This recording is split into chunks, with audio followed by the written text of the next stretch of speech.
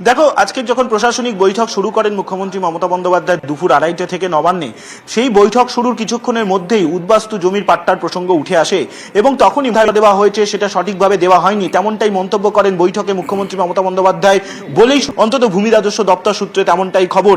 এবং মনে করা হচ্ছে এই যে 397 জনকে জমির উদ্বাস্তু জমির পাটেছে করছে, যদিও আরো একাধিক জায়গায় বিশেষত জলপাইগুড়ি, আলিপুরদুয়ারের একাধিক জায়গায়, এবং সেই কারণেই উদ্বাস্তু জমির পাট্টা নিয়ে ভূমি ও ভূমি রাজস্ব দপ্তরের প্রাক্তন সচিবের ভূমিকা নিয়ে বৈঠকে গতবারের পুনরাবৃত্তি হলো। 11ই জুনও কাটমানি ইস্যুতে ক্ষোভ প্রকাশ করেছিলেন মমতা বন্দ্যোপাধ্যায়। সরকারি প্রকল্প থেকে কাটমানি, সেই কাটমানিতে খরচ অনেক বেড়ে যায়। আজকেও পিডব্লিউডির দিকে একেবারে তীর মমতা বন্দ্যোপাধ্যায়ের। কি অভিযোগ রয়েছে সম্রাট?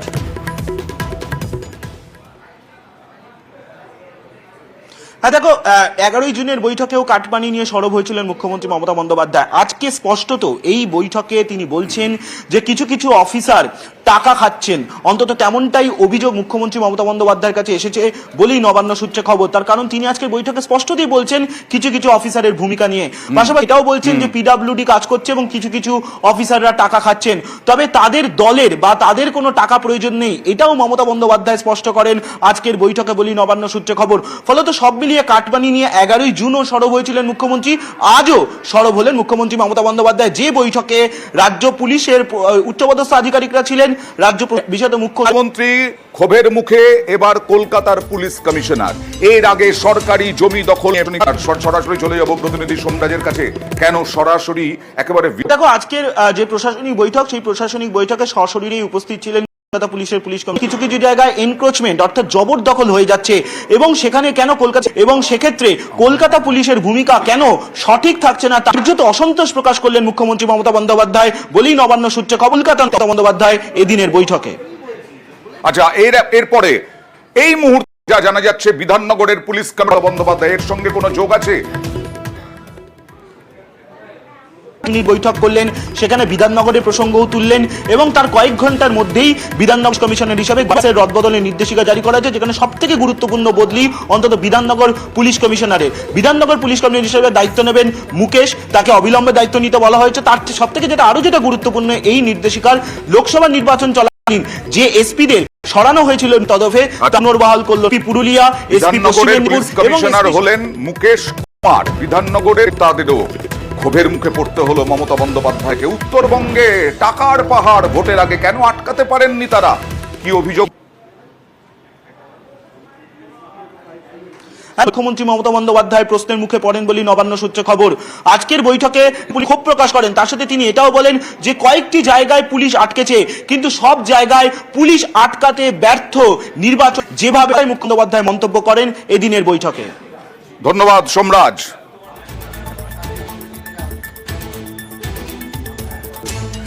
নিট হোক বা নেট, নিটে দুর্নীতি, নেট একদিন পরেই হওয়ার পরেই বাতিল। এই নিয়ে শিক্ষা যুগ্ম সচিব, শিক্ষা মন্ত্রকের তিনি দিল্লিতে একেবারে বিক্ষোভের পর বিক্ষোভ, যুগ্ম সচিব তিনি। তার আগে কি হলো নিট এবং নেট নিয়ে দেখুন।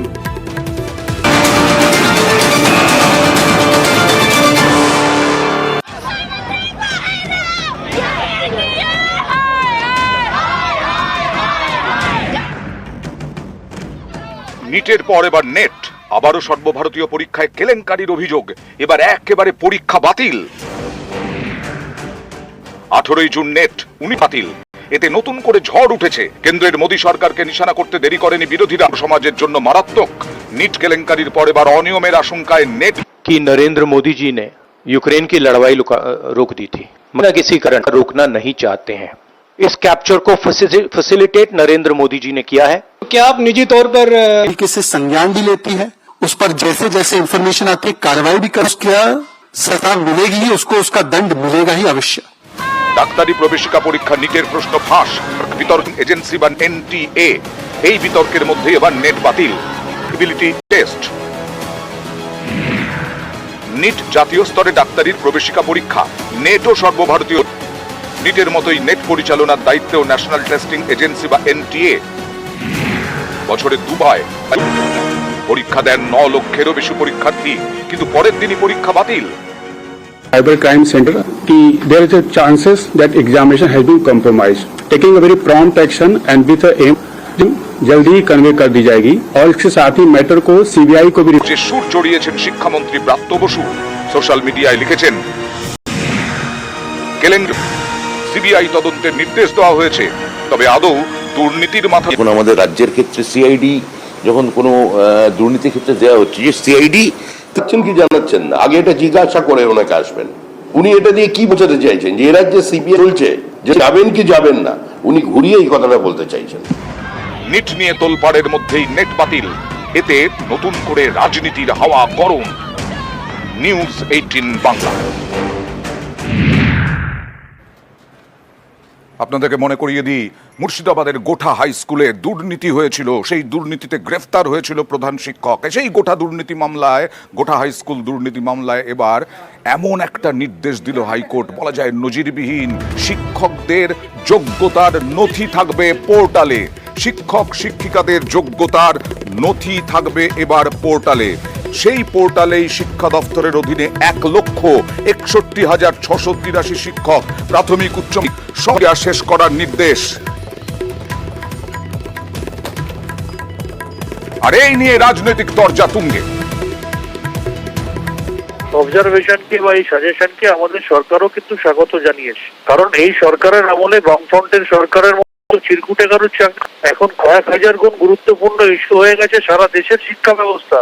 এখানে 24 লক্ষ ছাত্রছাত্রীর ভবিষ্যৎ নিয়ে নিট ইউজি পরীক্ষার হাজার হাজার কোটি টাকা হলো। সারা ভারতবর্ষের শিক্ষা দপ্তর কোন জায়গায় নিয়ে গেছে শিক্ষা ব্যবস্থাটাকে, সেই নিয়েই তো দেশের মানুষ সব থেকে বেশি চিন্তিত। যদি কোনো বিচ্যুতি হয়ে থাকে, দুর্নীতি হয়ে থাকে, প্রাতিষ্ঠানিক লুট হয়ে থাকে বা সামান্যতম বিচ্যুতি হয়ে থাকে, তার জন্য নির্দেশ দিয়েছেন সিবিআই তদন্তের। আর পশ্চিমবঙ্গ সরকার সিবিআই তদন্তকে আটকানোর জন্য, চোরেদের বাঁচানোর জন্য মানুষের দেহ ট্যাক্সের টাকা নিয়ে আজকে বারবার সুপ্রিম কোর্টে যায় এবং ধারাবাহিকতা বজায় রেখে পরাজিত হয়ে, তিরস্কৃত হয়ে আবার কলকাতায় ফিরে আসে। আজকে পোর্টালে যেগুলো আপলোড করা হবে শিক্ষকদের শিক্ষাগত যোগ্যতা নিয়ে, তার মধ্যে কতটা জল থাকবে এটা নিয়েও কিন্তু প্রশ্ন থেকে যায়। এবার ঝাড়গ্রামের একটা স্কুলের ঘটনা দেখাবো। ঝাড়গ্রামের স্কুলটি যথেষ্ট জনপ্রিয়, যথেষ্ট ঐতিহ্যপূর্ণ, গ্রামের হিসেবে মানতে নারাজ। আর তাই তিনি এবার বসে গেলেন, কাউকে বলে কিছু হচ্ছে না, একদম স্কুলের বাইরে বসে আছেন প্রধান শিক্ষক, হাতে সরকারি নিয়োগপত্র আছে, কিন্তু স্কুলে ঢুকতে পারছেন না, কারণ স্কুল কর্তৃপক্ষ তার নিয়োগ মানতে নারাজ। তাই স্কুলের সামনেই চেয়ার টেবিল পেতে বসছেন, টেবিলে নেম প্লেটও রয়েছে। গত 11ই জুন থেকে এভাবেই চলছে। স্কুলের সামনে বসে থাকেন প্রধান শিক্ষক কমলা বেরা। এ নিয়েই ঝাড়গ্রাম যতদিন না আমি এখানে দায়িত্বভার পাচ্ছি, স্কুলে ঢুকে স্বাভাবিকভাবে কার্য পরিচালনা করতে পারছি, ততদিন আমি এখানেই বসে থাকব। ঝাড়গ্রামের শ্রীরামকৃষ্ণ সারদা বিদ্যাপীঠ, এই স্কুলের মাধ্যমিক বিভাগ স্বায়ত্ত শাসন পেয়েছে। কর্তৃপক্ষের দাবি প্রাথমিক দরকার নেই। স্কুল কর্তৃপক্ষের এই সিদ্ধান্তে বিপাকে পড়েছেন প্রধান শিক্ষক কমলা বেরা। জেলা প্রাথমিক দায়ের করেছেন। কথা শোনেননি, এটাকেও আমরা কিন্তু সমর্থন করছি না, যে কারণেই ওনাকে আমরা হিয়ারিং এ ডেকেছি। স্কুলের স্বায়ত্ত শাসন পেয়ে গেলেও সেখানে প্রধান শিক্ষিকাকে নিয়োগ করতে আপত্তি কথায়, এমনই অভিযোগ তুলছেন অভিভাবকেরা। অপরদিকে এই বিষয় নিয়ে স্কুল কর্তৃপক্ষের সাথে যোগাযোগ করলে তারা কোনো রকমের মুখ খুলতে নারাজ সংবাদ মাধ্যমের কাছে। ঝাড়গ্রাম থেকে রাজু সিং, নিউজ 18 বাংলা। এবার আরো একটা স্কুলের ছবি দেখাবো। হিঙ্গলগঞ্জে অবাক কাণ্ড, ছাতা মাথায় বসে আছে পড়ুয়ারা। না না না না, বৃষ্টির জল থেকে বাঁচার জন্য নয়, ভেঙে পড়া চাঙড়ের থেকে বাঁচার জন্য। এমনই অবস্থা ওই স্কুলের। আর ফালা কাটায় আবার স্কুলে যেতে দিতে নারাজ অভিভাবকরা। কেন? থই থই করছে জল। দেখুন,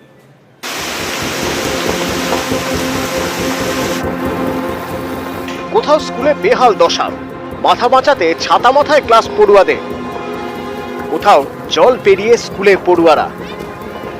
প্রতিবাদে রাস্তা অবরোধ করে বিক্ষোভ।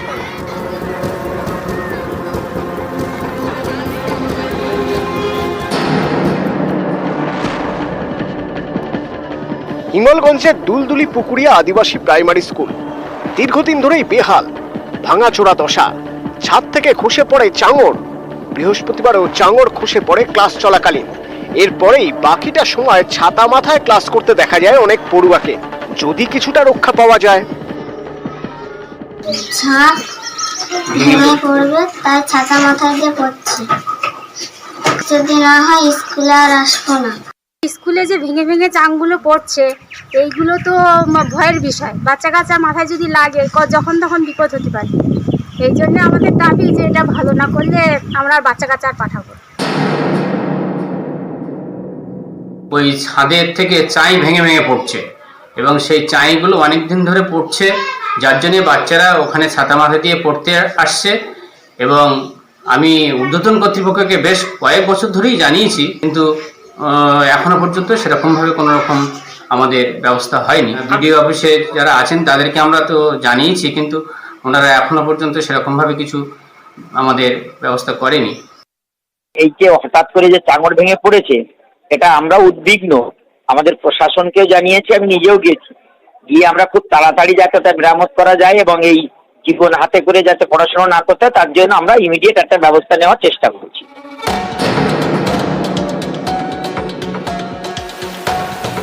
টানা বৃষ্টি হচ্ছে আলিপুরদুয়ারে, এতেই জলমগ্ন ফালাকাটার উমাচরণ জুনিয়র হাই স্কুলের মাঠ। এই মাঠ পেরিয়েই ক্লাসে যেতে হয় পড়ুয়া থেকে শিক্ষকদের। এবার জলমগ্ন মাঠ পেরিয়েই ক্লাস করতে হচ্ছে সকলকে। অভিযোগ, নিকাশি নালা না থাকায় প্রতি বর্ষাতেই কম বেশি দুর্ভোগ পোহাতে হয়। এবার কদিন ধরে টানা বৃষ্টি হওয়ায় বিপত্তি। কোন ক্লাসে পড়ে আপনার? আপনার ছেলে? আপনার ছেলে ওয়ানে পড়ে? কি সমস্যাটা কি বলবেন একটু? সমস্যাটা কি? মানে স্কুলে যাওয়া যাচ্ছে না জলের জন্য, তার জন্য কোলে করে নিয়ে আসছেন? প্রতিবাদে এদিন রাস্তা অবরোধ করে বেশ কিছুক্ষণ বিক্ষোভ দেখান স্কুলের পড়ুয়া ও শিক্ষকরা। বিক্ষোভে সামিল হন স্থানীয়রাও। আমাদের মাঠে জল উঠে, বাচ্চাগুলো স্কুলে যাইতে পারে না। আমরা চাই স্কুল থাকি পশ্চিম দিকে, দক্ষিণ পাশে একটা ড্রেন দাম্পত্য দেয়া পড়ুক, আমরা এটা চাই। নিউজ 18 বাংলা।